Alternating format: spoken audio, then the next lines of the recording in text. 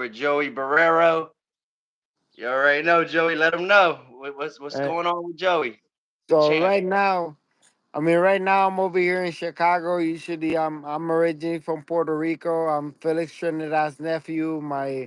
For those who know, my uncle was a Hall of Famer. Multiple time world champion. I'm following in his footsteps. Where right now we're in negotiations. I can't really say too much. All I gotta say is my next fight is supposed to be a world title fight. But we got everything right now. I'm in training camp, getting ready, waiting for everything to get done and materialize. And once that gets materialized, we're already in pursuit of everything that's going on. So, Perfect, perfect. So you look in shape. You're always ready. I can see it. What's something that you like to do for training, for practice? What's something that you like to work on? to be honest, I'm one of those fighters that conditioning. You get me in there, condition as that's the main thing. If you get me conditioning, I take care of the rest. Technique. You know, everything is there. Skill wise, I've already had natural skill. I work on it. I can't say I know everything because if you knew everything, I wouldn't be. I Yeah, would already be a world champion. I wouldn't have to go through training or none of this. But no, I definitely do work on skill, but my biggest takeaway is always conditioning. Conditioning.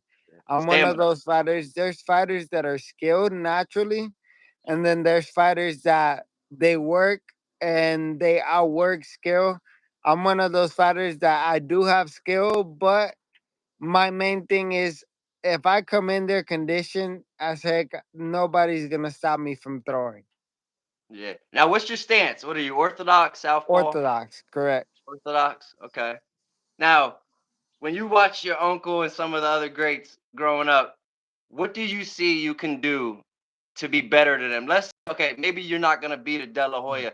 Maybe you're not gonna knock out Mike Tyson, but what can you do when you look at yourself in the mirror as a champion, as a prize fighter? Where do you see you shine the most? Like, is it your hand speed? Is it your look? Power, Like, do you just got the look? Like, power. a coach or your boxing coach? No, I used to be. I help out kids and stuff like that, and like the programs and things like that. But I don't fully go into coaching. But as far as me, what my takeaway is my body shots and my power. That's Yeah. my main thing. So look for the I'm body. a Yeah. Yeah, I'm a power puncher. My main thing is like my right hand. 13 wins, one loss, 10 wins by way of knockout. So, my my The my power's there. knockout You're power smart. says, yeah, Yeah. yeah. You You got the know, right people behind you, and you're ready to take over. I see it. I like it. I see that I read it. You're 6'1". Okay. You're my height. You're like pretty much my height. All right. yeah, man. This it's tall. The thing is, I fight at 135. You Yeah. know, so it's crazy because when you're 135, 6'1", people are like, "Damn, this dude's a giant." Like Fedora or something. Yeah, a Pandora. That's what I've been Yeah. called before, a Pandora. I'm like, oh There you man. go. That's what's up. Um, any top guys that you wish you could get in the ring with that you haven't shared any, like even to train, practice, or to get in there with? No, I Anybody? mean, I've been in there with a lot. I've been in there with Javante Davis. I've been in there with Jordani Sugas. I've been in there with Rolando Romero, Devin Haney, um, Judorski Gamboa back when he was still on top of his game. Rancis Bartholomew. I've been in there with a whole bunch of world champs. Now, fight wise, I would love to have a Mexico versus Puerto Rico, me versus Isaac Pitbull Cruz, or There you go. Navarrete. Those are fights that I want for sure. I've been Who saying are them those for two names years. again? Name those two names So again. Isaac Pitbull Cruz or Navarrete. Let's get those guys, man, in the ring with you. Let's get them I in there with you. I know, man. It's Step definitely up. be an interesting fight. I've also called out. Emiliano Vargas, who wouldn't love to see a Felix Trinidad versus Vargas, part number two. You know what I mean? So Yeah. we'll Can we we'll do it get in Puerto those fights Rico? going. Can we Huh? do it in Puerto Rico or Oh, Mexico? I would love to do in Puerto Rico or Mexico. I Yeah. did 8 of my fights in different states in Mexico. And I'm not talking about no TJ fights. No, all my fights were like Guadalajara, Cancun, Colima, Campeche, so deep Mexico, where the real fighters are. Not the border states where they pay like these taxi drivers 50 pesos or 500 pesos. And hey, come fight Yeah. this guy. It's crazy. That's good stuff, man. I see you, man. I can tell you. So you're focused on the top, and that's how you should be. I always tell people, why are you boxing if you don't want to be the best? You know, the size, the weight doesn't really matter. To be honest, it matters what you really like. Are you gonna step up? Yes. To me, the biggest thing when I see in the gym, I see some guys they want to play it safe, and they're like, nah, I just want to do this. But what happens, like, when you got to step up, like the best way, like don't be scared. It doesn't matter if it's a heavyweight. If your coach says get in there, get in Mhm. there. And I Yeah. think that you should always listen to your coaches. I see that you got some. Can you name some of your coaches for us? So I've trained with Ismael Salas, Ivan Calderon, and Ivan Calderon's one of my coaches right now. Right now, Fast Fresh Kendo, is another one. He's a family. He's like an uncle to me. I've been with what they call some of the best coaches in the world, but I will tell you, there's only one coach in my life that I consider the best out of all of them. Out of all the big name coaches, is one that people don't know, and it's Rafael Ramirez. Don Rafael Ramirez. I met him Yeah, when I was in Ramirez. Vegas. His daughter actually met it. Was the first Cuban American woman to make it into the Olympics. But before then, nobody really knew who he was or nothing. He was kind of like the backyard gym that nobody knew, or the gym that is in the corner, Yeah, of that gym. Nobody knows. Those are the best coaches. I always tell people I've seen a lot of talented coaches that are not known by the public, but just because they don't have top level fighters or none of that, because they yeah, haven't been given that opportunity. yep. So you're helping him give him that opportunity, huh? Yes, sir. Yes, sir. No, he brought me from amateurs, and amateurs, nobody really believed in me, Yeah, or nothing like that. And basically, in like 2 months of me training with him, he brought me from nobody believing in me to now me going to the Olympic trials, and actually knocking people out in the Olympic trials when I was an amateur. So it was pretty big deal for me. yeah. What are some what are some gym wars? You ever see your uncle get in a good spar with somebody? I mean, when I was little, I've seen them like go get into some gym wars and everything. I can tell you stories, and I to this day I get people messaging me on my inbox, "Hey man, your uncle was a killer. He did Yeah, not take it easy on nobody." Like, oh man. So I forget his name, pero un señor que se llama Ruben is a guy named Ruben. yeah, And he's like, dude, your uncle, whenever we would spar him, he's like, that left hook was deadly in sparring, just like in the fights. He would hit everybody hard and he would not take it easy. Even if we were hurt, he would come after us. yeah, I've had a couple of gym wars myself, like I can name a couple, against Ugas. Luis Arias was one of my most known. If you go on my Instagram, pretty much that one went viral. It was like a 168 pounder sparring a 135, and me as a 135, I pretty much dominated the whole sparring, but it was like a back and yeah. forth, and that was a good war. Tank Davis was another one. Tank has amazing power, bro. I tell people I'm like, that dude's small, He's got but skill, a lot yeah, of he skill. got skill but power, and people underestimate his boxing ability because he's a better boxer than he is a puncher and a Yeah. brawler. Okay. I see that in him too. I see it in him. Like he has his stance. He has his hands up. He's not Mhm. just in shape throwing punches. He's Yes. coordinated. He's got his stance right. And not just that, he knows how to pick your brain. That's the thing. Like when I was Yeah, sparring with him, bell would ring. He didn't even wait till the bell rang. He was already in my corner on top of me. And like he was talking smack during the sparring session. yeah. Mentally, he wears you down first. Even if it's a sparring, he does the same thing he does in a fight, he does it in the sparring session. Make you work, huh? And if you don't work, take you out. Exactly. That's the thing. You got to be ready because with that type of intensity, that level of work, man, it changes. You know, that's what you call elite level fighters. You know, it makes a difference when you're in there with world champions that are already in the elite level. It makes a big difference because you're like, man, if this is what the top looks like, I better be ready. You know, I better be ready if I want to be there. Yeah.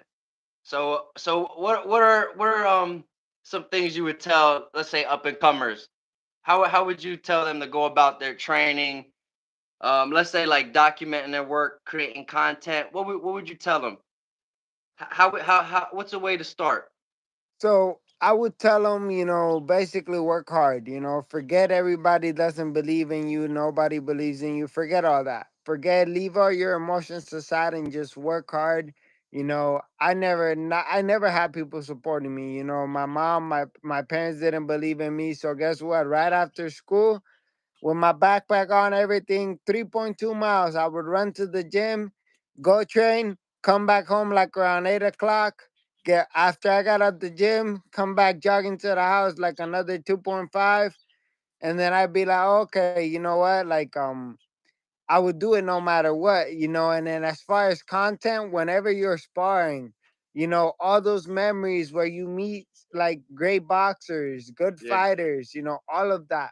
Take your time, do interviews or just get content with them, pictures, you know, do small videos like shadow boxing with them, things like that. They don't mind, they'll do it, you know, yeah, but at the end of the day, you'll be able to acknowledge and look at your past in the journey and be able to value the journey for what it's worth because success doesn't come from you being up there and making money and you know fighting the best. Yeah, it's part of it, but the success really is with falling in love with the journey, because if you can't fall in love with the journey, with the process, yeah, you might not even be able to make it all the way through the end, you know. And that's what I tell people, you got to fall in love with this. You can't just be half in it, you know. Boxing is a sport that you can't play, you yeah. know, so you got to fall in love with it.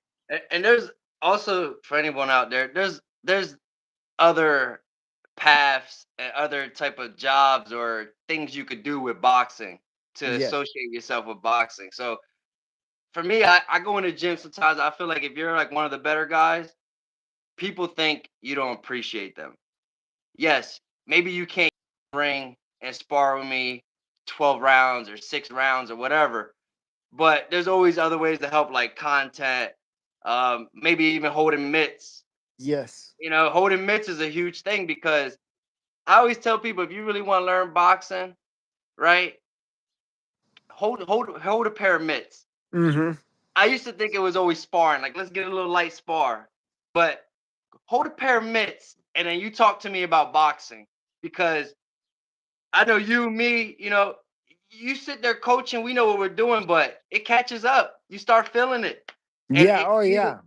you're either gonna like it or you're gonna say, you know what, my hand hurts. Or you're gonna say, nah, that was good for my hands. Now they're getting better. Or you're gonna say, Not just that, but your reflexes get better. You know, you're able, if you're able to hold mids for a top level fighter or somebody like that, and you're able to see and predict what they're gonna throw, you know, or not just that, but be able to see their hand speed and be able to react. Your hands there yeah, right when they throw it. You get in the ring and you're sparring them. You're like, oh man, I can see this. I can see what you he's can see the throwing. I punches. already Yeah, know. you Cause understand all the punches. exactly. Yeah. One thing too, I feel like I see a lot of guys like you talk about throwing, body shots, hooks to the body, whatever. I see a lot of guys when it's like they want to kind of just like slap at that body, but to me it's like, dude, you gotta sit on your punches. You gotta really make sure you're on the spot. Then hook to the body. Because as you're moving, right, you're jabbing, and like you said, like that hook is important, and a Yes, lot of people are not maximizing the hook, so they're not practicing it. Just get on the bag, don't throw any other punches. Just sit on that one hook and perfect it. So yes. maximizing on your skills is an important thing, right? But Bruce Took a Lee, shot. what did Bruce Lee say? I'm not afraid of a man that can throw 1,000 different kicks. I'm afraid of the man that Yep. throws one kick 1,000 times. Yep. You know what I mean? It's true. You practice, you master it. You don't need all these other punches. If you can master one punch and you know the timing, you know when to throw it, Yeah. how much power to put behind it, what the speed is. You know what I mean? Mhm. My thing, I I love a 1-2. I know some people they're like I'm real good. I got a good jab. I throw it. It's there. I know it. But my thing is, I love throwing the 1-2. Like some people start off with the one and they're banging the one. They're warming up the jab. They'll go and they'll bring it to the two, and then they bring it together. Me, I like to start off 1-2, then I've always been Yeah. like that. I just from me studying, I feel like that works better. Like if you're gonna learn something in boxing, first is to learn how to throw both hands, not one hand. Yes. So Yes. for me, like I like to start off with the two. I don't know. The Everybody's 1-2, different. you work your basics. Your 1-2 is basically your every combo. People say, "Oh, it's off the jab." You also need a 1-2. If you don't have a Yeah, crispy 1-2, you don't have a follow up afterwards. You can't follow up with different combinations. yeah, Your counter jab punching. opens the door for that 1-2, but that two comes in, so the jab blinds you, right hand stuns you, and then the left hook or whatever you decide is basically what you're finishing off with. You know, so that's why I tell people combos is important, but you're right. A 1-2 is one of the most important Yeah, punches that you should learn in boxing. I always tell people that's when you go into a mirror, you spend basically an hour. You might be yeah, bored, you might get tired, you might I want to do the pads, I want to look like Floyd. No, none of that matters. You look at that mirror, you perfect your 1-2, then you hit the bag, practice your 1-2. Because people want to jump into doing pads right away. And that's where you get all yeah, these viral videos of these wannabe coaches that don't even know how to hold pads, that the boxer is barely throwing the punch and their hand is going like this all the way now with the you're like, pad. I'm like, yeah, that's not, yeah. yeah. I'm like, that's not how you hold pads. Like, you got to Gotta hit let them him things. fully Bang, bang, extend. bang, bang, bang. Yeah. Yeah, everybody's trying to keep up the best way they feel like they can. Um, to me, I really do recommend. Like, I know a lot of people out there, they want to box and they want to believe in themselves, and you never know what people have available around them. But get with a real coach. Get with Yes. a professional boxer. Always talk to a professional boxer, or at least a professional coach who has been in the ring. No offense to the other coaches, they're good for training, for fitness, to get in shape. But to me, if you really want to learn and get smart, you need someone real with real experience. That's how I learned.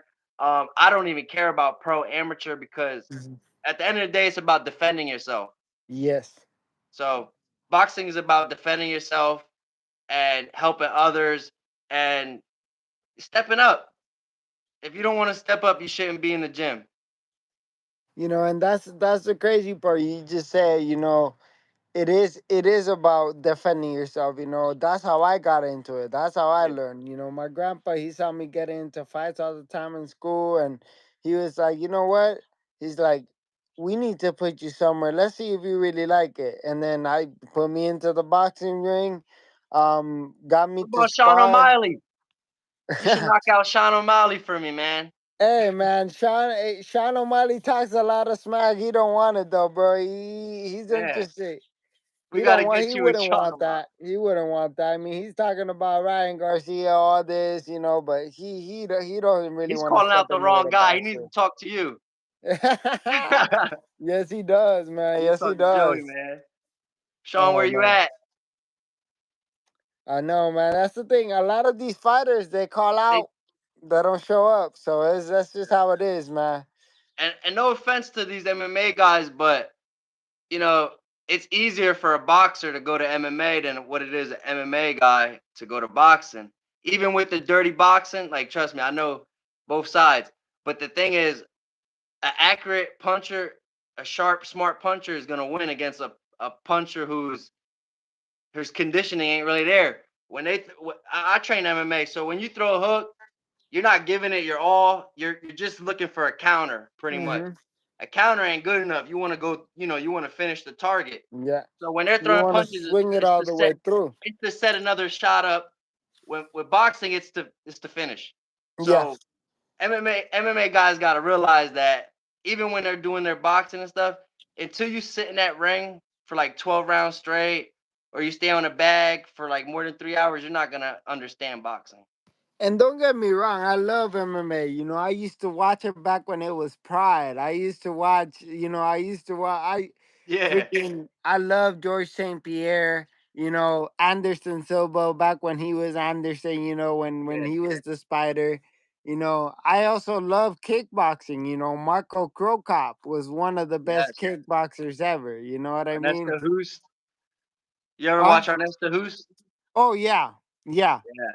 Him and Miracro were like, to me, I was just like, oh, They're I gotta freaking learn my deadly, kick. bro.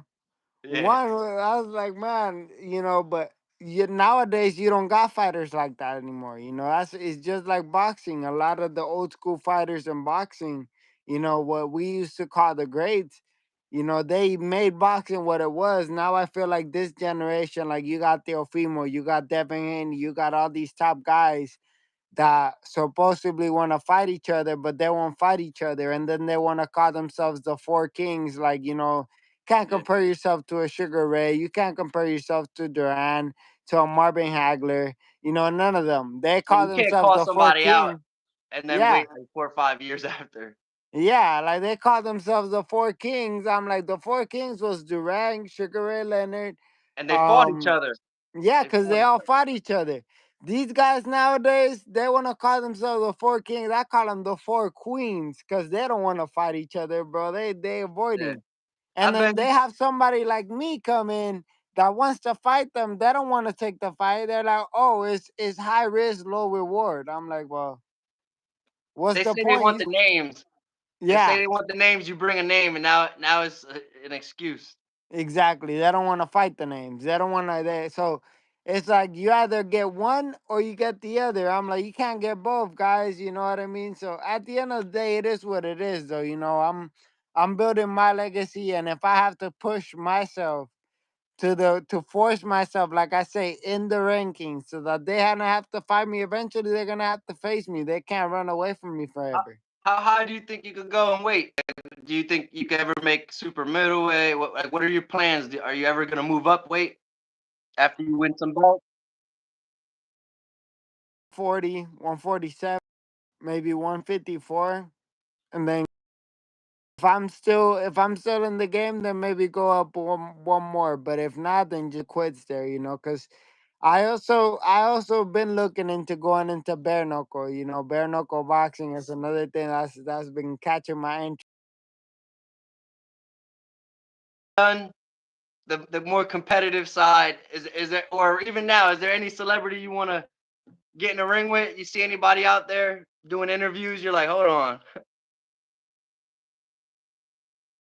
What do you? Because in boxing, there's a lot of top guys that I call celebrities that I would want to definitely fight. But you mean like celebrity as an out of boxing, or Celebrity boxer or a celebrity star, actor, musician.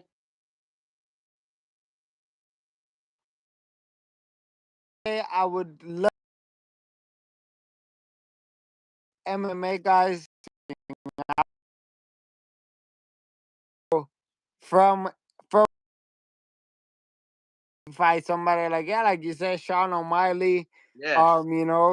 because they're still gonna be young by the I time. want to see a boxer go in there with Sean O'Malley. He claims that the offer's there. I want to see someone go in there and say, okay, I'm gonna do the MMA match right now. 'Cause don't get me wrong. I have ground game. I know jujitsu. You know, I love my kimuras are my favorites. You know what I mean? Like I Yeah. learned jujitsu, and I was like, oh, you know what? I might do MMA, but I never decided to go that way because boxing's always been in my. I've been boxing since I was 6 years old. I always tell guys train, just train, practice. You don't have to like if you're a boxer, right? Don't don't you don't have to master it, but just pick up a few things, and it's gonna improve your boxing. Oh, big And then time. later on, you got time, you go back and you make it better. But just a little bit is good enough. Like some people, they used to think I was crazy because I box. When you look at Hmm. me, you see like you can see muscles and stuff, Yeah, and people like, oh, he a bodybuilder. But then when I get in the ring, I could box. It's like so. To me, don't be ashamed of gaining some muscles because people are gonna try to say, "Oh, look, he's not a 130 pounder no more. He's a 154." So what? I'm ready to box. I'm whoever here, it is, let's get in right? there. Yep. Uh, Me too. Another thing is like when I train, I see some people they think like someone's training like maybe I'm here doing yoga, but I box. I'm Hmm. gonna box you right now in this room. If you think I can't box, like I'm gonna box you right now in this room. Yeah. So just because you That's see training Yeah, something else, that's don't the mean problem though with today's generation. They want to see everything. They want to see everything as in physical. You know, you can't like the yeah, quietest person in the room. A lot of the times is the most dangerous person in that room. Why? yeah. Because they're quiet, but that doesn't mean that they don't know how to fight. That doesn't mean they haven't trained a martial art. Or You they're know, studying you. They could be studying exactly. you. That's the thing. Yep. And I tell people it's dangerous, you know. That's why when I go out in public and a lot of I'm pretty sure you're the same. You know, you go out in public, you don't go picking up fights because No, why? We know boxing, we know all these things. We know that we can go out there whoop 95% of the world. yeah, we throw them all Not in the talking backyard. smack, you know, but exactly, not talking Basically, smack, but we can go out there whoop 95% of the world. What good does it do for us to go do that? and pick fights. Yeah, but sometimes, yes, we kind of got to pick a fight, but it's like we're picking fights with people we know can fight, not Yes, people who are unaware of what's going on. It's like you know what you signed up for, So, um, when it comes to like training, like I said, you got to get in there with certain people and stuff. I've always been one that I don't like, I got to defend myself. hmm, So if they know what they're doing or not, I got to defend myself. But I prefer someone who knows what they're doing, right? Don't we all? You of prefer to course, show of your skills course. with someone who got skills. Iron sharpens iron like a man sharpens another man. You know what I mean? And that's part of it. You know, you gotta get in there with somebody that's gonna make you work. That is gonna get you exhausted. That damn, every time I throw this jab, he's countering me over the top with the right. Or every time I'm throwing my hook, he's stopping it and going to my body. You know, like you need somebody that's gonna make you think because if he can make you think in sparring and react a certain way when fight time comes, Hmm. all of that's already gone and you already know, okay, I better watch that. I better watch that right hand. I better watch that body shot. You know what I mean? Like you're already trained and prepared. I always tell people that it's just like Muhammad Ali said it the best. The fight is always easier than your training camp. And it's facts. Yeah, Your train. training Yep, camp, you gotta feel miserable in it. that's true. I would run on when I'm feeling good and stuff. I would run anywhere from 7 to 12 miles a day sometimes. 7 to 12 miles. And my thing too, cause I knew when I was young, I was like, okay, I'm gonna go all the way with this. So I was going to the gym 4:30 in the morning, then go catch the bus. So I knew I was like, okay, all right, what when I was training in boxing, I was like, okay, I'm boxing, I'm doing my rounds, I hit the heavy bag, jump rope, my sit-ups, shadow boxing, I'm on the mitts, and then at the end I always do a little bit of weights. So I was like, you know what? I gotta do more weights because I gotta grow. But if you're too young and you start lifting weights, you can actually stop your growth, Yeah. right? So I was like, okay, I'm gonna do light weights. So I decided to do light weights. I punch with weights in my hands, arms, nothing too much, but I knew I was like, all right, do a little something. Yeah. And then I was like, I started, I'm young. I'm like seventh grade, probably only like 10 years old. But I was like, I wanna get ahead of these guys. And I was like, you know what? I'm gonna go to the gym in the morning. And then I was like, when I go to the gym, I'm gonna come back, go on the bus. I'm gonna bring my boxing stuff with me. I was like, I'm gonna go to the gym an hour early too.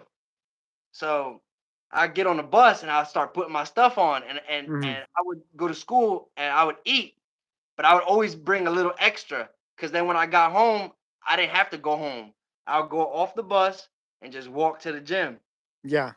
And those 1, 2, 3 extra hours of training just it mentally put me like I'm gonna catch up to even the bigger guys and beat them up. Like I was like I'm gonna be 12 years old. I'm like, where's Damian Feldman at 27-year-old on the newspaper? I want him now. Yeah. And I don't know if you know El Gallo, Jose Reyes.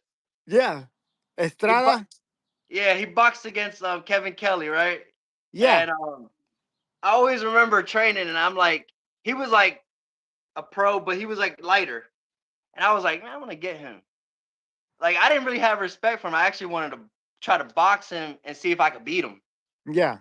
I was like I respect him as a coach and stuff, but like at the time I wanted to see how good I am, and I was like, man, I got to somehow get in the ring with this him or my coach Bazooka. They were Mhm. Spanish guys, but they were like lighter in weight, and my coach was a heavyweight. So I was like, man, I gotta get in here and try to beat these guys. And I just remember like this dude left me on a run, man. And from that day on, I always wanted to hit him, man. You know what I mean? Like we're running, and I told him, I said, "Yo, I'm young, bro. Like I'm young. Don't leave me. I don't know where I'm at." This nigga Yeah. left me, bro. The whole time watching his feet, this dude just leaves me, bro. And I'm like, yo, I was gonna cry, and I was just like, ah. I was like, yo, when I go back to the gym, go to coach, I was like, yo, I want him. I want him. Yeah. To this day, I still I wanna hit him. I just feel Oh, like that was that's funny. disrespectful, man. Yeah, That's man, crazy. I ain't That's gonna a cool lie. story, man. That's a cool story, though. I'm sorry, but Uh, you know how it is. It's a grudge, man. Like, how does grown man go just leave me outside like that? But I'm cool. You see me, I do the extra workouts. I found yeah. my way back to the gym. And I was safe. I was good. You ain't get nobody like, hey man, you wanna Xbox? Like, come follow me in my truck. Come help me find my dog. Yeah, nah, I would have went crazy. Oh man, you ain't get that's a good thing though, you know what I mean? It's sometimes you need those type of experiences, because that's what makes you who you want to be, who you Yeah, want to become. You know what I mean? Like a lot of the times we have to have those small adversities. We yeah. think a little episodes or nah, man, it's just part of the development. I I had a guy once. I leave the gym, and I'm young. I'm young. I'm leaving the gym. I'm tired. I had my hand wraps still on my hands, right? Yeah, And I was like, man, I'm gonna keep these on in case, because I'm not gonna stop boxing. yeah, And I remember a dude being outside. I'm super young. He's like, what? Like what? I was just like, man, come on, like come over here then. Come over here. I'm little as heck. But I was like, come over yeah, here then. Like, what you gonna push me in the street? Like, like, come on. And he backed off. And there was some people on the porch, and they're like, yo, yo, he said, come get it. And the guy was like, nah, nah, like I'm like, come on. He ain't want it. So I was just like, yeah, I won. I ran off. I was little. But he was to me, he was a big dude. Now looking at it, he was a small guy who thought he had muscles or something. yeah. But I mean, still though, I was in the hood. at the time, bro, it still counts as a dub because he thought he could get the best out of it. You know what I mean? Yeah, And he thought he he punked me. didn't He thought I step was up to scared. the He's like, plate. you ain't He with didn't it. You step ain't up with it. to the plate. I'm like, all right, what's up? Yeah, yeah, you're right. Yeah, no, he ain't step up to the plate when you call him out. That's you got a lot of people that are like that, don't want to step up to the plate, and that's the problem, this generation, a lot of people want to talk, they don't back it up.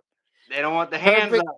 yeah, perfect example, Berlanga. All the smack talk he did during that press conference Yeah. and all that just to get knocked out in the fifth round by Shiraz. I was We like, should train oh him. man. Me and you should be his new trainers. He's Puerto Rican. We need to take care of him. He's a little, Lucille, Yeah. but someone like me and you, we can help him get serious and stop the talk trash and be more about the action. Yeah, I mean, He's it's stepping up not though. bad. It's entertainment. It's Yeah, not bad being able to talk smack. But the thing is, you gotta be able to back it up. If you're gonna talk yeah, smack, back it up. Like Floyd Mayweather, you could say what you want about him, but he always talks smack, but always backed it up. You yeah. know, and that's the thing. You need, as long as you can back it up, I have no problem with it. I'm like, do whatever you want, bro. I would have liked to see him finish the fight at least. At least I thought it was gonna go to 12 rounds. I He's honestly stepping thought up. it could have went, but no, he got dropped right away. I was like, oh man. Yeah, he kind of. If he did any good against Canelo, he kind of took it away with that last one. I'm not trying to be rude, but it's Yes, the truth. it's the facts though. He did It's worse. facts. Yeah, He lasted 12 rounds with Canelo, and he got up after literally that hook that he received from yep, Canelo that dropped him, and he continued finish the fight. Now with this guy, he got dropped. He couldn't really regain himself. But what does that tell me? That his training camp for Canelo was way tougher than this last training yeah. camp, and he He should didn't have take treated that guy this. as serious as Canelo. He Yes, should have. It should have been he easy. it should exactly. He should have took the training camp just like Canelo, like he did for Canelo for this fight. He should have done the same training camp, same type of training. But he got comfortable, and that's the thing. When you're a fighter that came from nothing, and you see that type of money that you make against Canelo, I think he made like 10 million. You Yeah. know, he stopped being the same guy because he's like, oh, now I can blow money. Now I can buy you. Now I can do this. Now I can Well, he do better that. spend But that money on some hmm trainers like me and you, and we'll yep. go over there. We'll do some fine tuning. We spar with him or something. You know what I mean? Show him something. Yeah, he was actually in Colorado doing training camp when he fought for Canelo. I live in Colorado. He was like at the gym right across the street from where I live. At the corner boxing gym. He was over there, and he was doing good. Everybody was excited, and I'm like, hey man, it's not that big of a deal. It's dude's a up and comer. I've seen him plenty of times. I've actually seen a lot of legends. Through my boxing career. Yeah. And I'm not sure. Are you going to the Box Fan Expo this year in Las Vegas or no? I'm not sure, man. I gotta see. It all depends what my peoples do. I honestly, I just practice. I just focus on myself. Um, if anything comes up with the coaches or like something like that, I always show up. I answer. So, what was it again? The Fan Expo in Vegas? The Box Fan Expo. So it's like a exposition that they do. I actually work there. You know, it's like Mhm. where all the championship boxers, all the legends. Like for example, this year they got Che Mosley, Eric Morales. They got they got a couple of big names coming in. Like last year they had Lennox Lewis, Roy Jones Jr. So they have all the Hall of Famers, all the legends basically come in, and people go in, take pictures, talk to them, talk to them about the fights or their stuff that they had. What was like, you just basically do a meet and greet with all of them there. Yeah. But it's pretty cool, because you get to pick their brains. You got, oh, how was fighting this so and so? Or what was your hardest fight? You can ask them questions like that and they'll answer. So it's pretty cool. Yeah, like Vinny Pascal or whatever. Bini His Paciencia. story, Yep. the whole He neck was thing, there. He story is was crazy. there 2 years ago. His story. Bini Paz was at the expo 2 years ago. And man, Yeah, he's dope, bro. I met him. I met him. I didn't go up to him or nothing. Like I said hi or whatever, but I didn't like take a pic or nothing. I just felt like he was.